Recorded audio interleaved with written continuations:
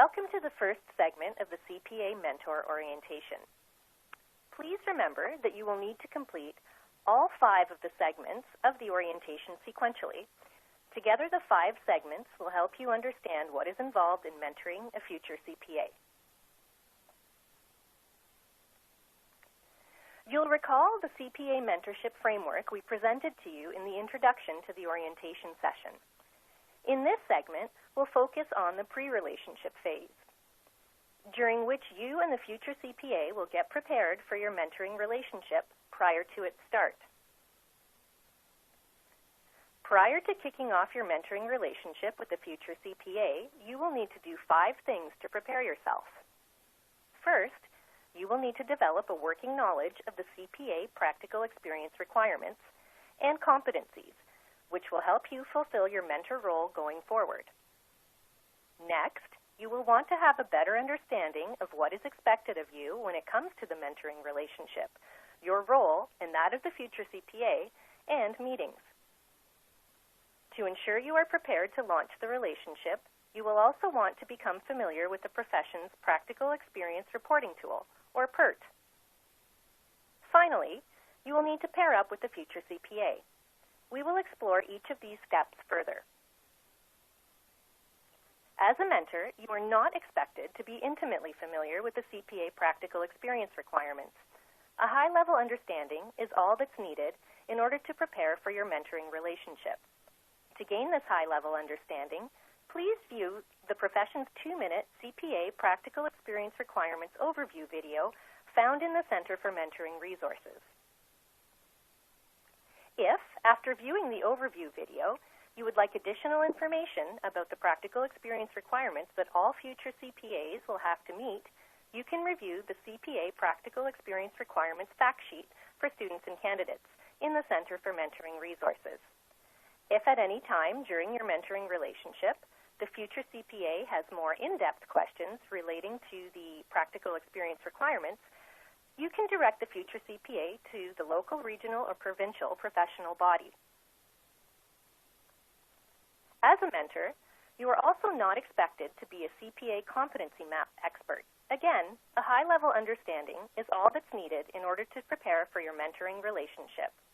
To gain this high-level understanding, please view the profession's 3-minute CPA Practical Experience Competencies Overview video found in the Center for Mentoring Resources.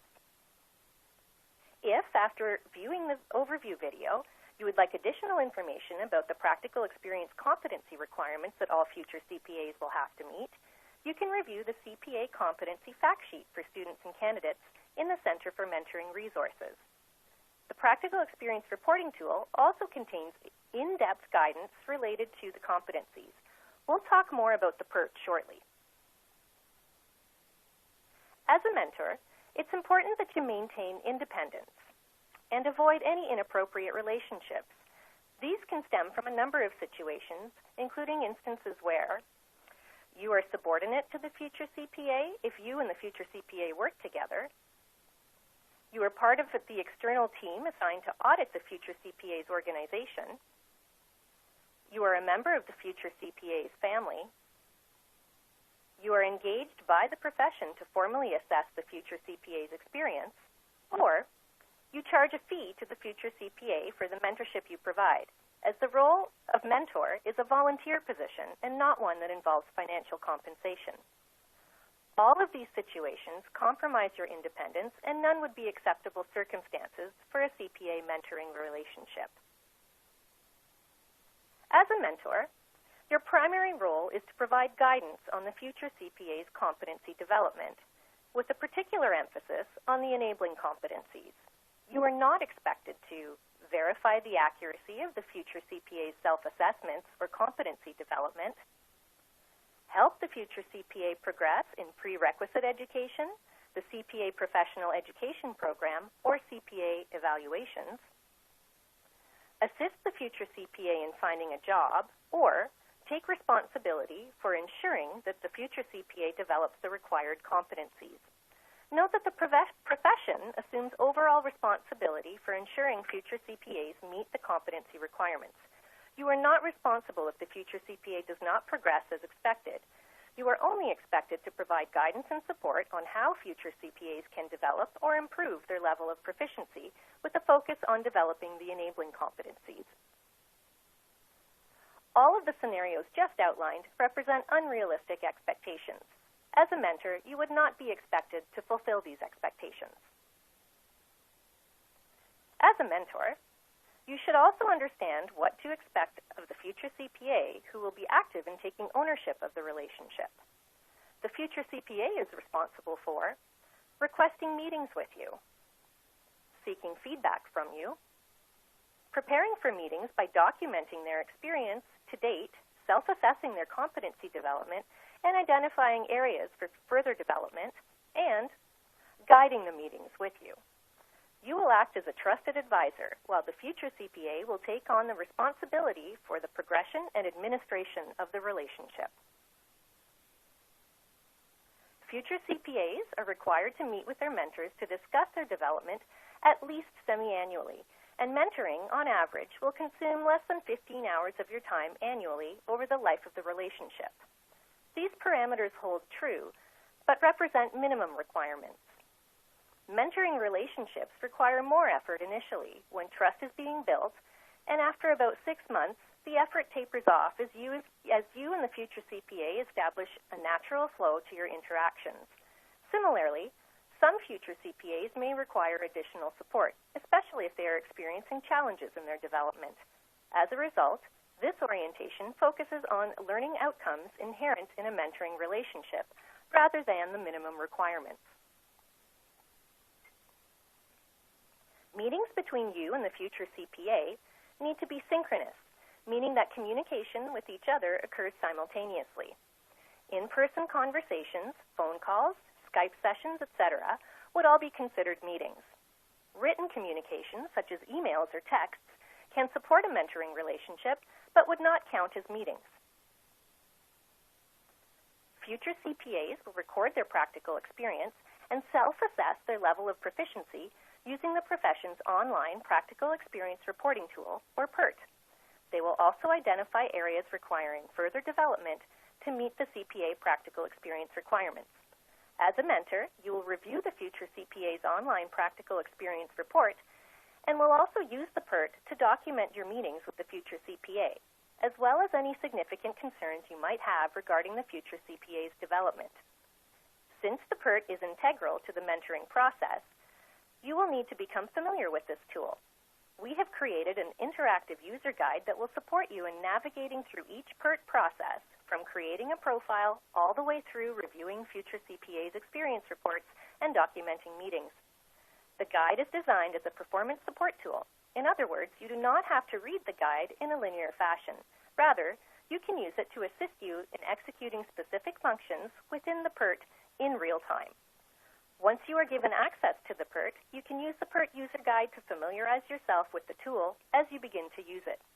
We will discuss the PERT once again in Segment 4 of this orientation. You will pair up with a future CPA in one of 3 ways. If you are mentoring as a part of a pre-approved program, your organization is responsible for matching future CPAs and their mentors. Future CPAs that are gaining their experience via the experience verification route are responsible for finding their own mentors. You might get approached directly by a future CPA. Future CPAs in the experience verification route who are having difficulty finding their own mentors are given access to a mentor pool.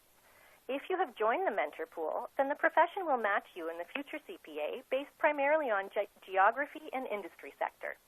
Once you are matched, you are ready to launch the relationship. In this section, we pointed you to a number of additional resources in the Center for Mentoring Resources, including the 2-minute CPA Practical Experience Requirements Overview video, the CPA Practical Experience Requirements Fact Sheet for students and candidates, the 3-minute CPA Practical Experience Competencies Overview video, the CPA Competency Fact Sheet for students and candidates, and the PERT User Guide, which is available in the PERT itself. You can use these resources to get prepared for your mentoring relationship and you may want to continually refer to them whenever you need to refresh your understanding of what is expected of mentors and future CPAs. You're just about done the first segment of the orientation. Let's walk through an exercise to assist you in understanding some of the content we've covered so far. Consider the following. As a mentor, your primary role is to A. Be a CPA practical experience competency expert. B. Meet with the future CPA monthly. C. Take responsibility for assessing whether the future CPA's experience meets the requirements for certification. D. Assist the future CPA in progressing in the CPA Professional Education Program and the related CPA evaluations. E. Provide guidance to the future CPA on competency development with a focus on the enabling competencies. The correct answer is E. As a mentor, you will support the future CPA in the development of the competencies with a particular emphasis on the enabling competencies. You are not expected to be a competency map expert, and, at a minimum, you are expected to meet with the future CPA semi-annually rather than monthly. The profession, and not the mentor, assesses whether the future CPA's experience meets the requirements for certification. Finally, you are not expected to assist the future CPA to progress in education or examination. Now that you know how to get prepared for your mentoring relationship, you are ready to proceed to the second segment of the orientation, entitled 3 Steps to Establishing Your Mentoring Relationship.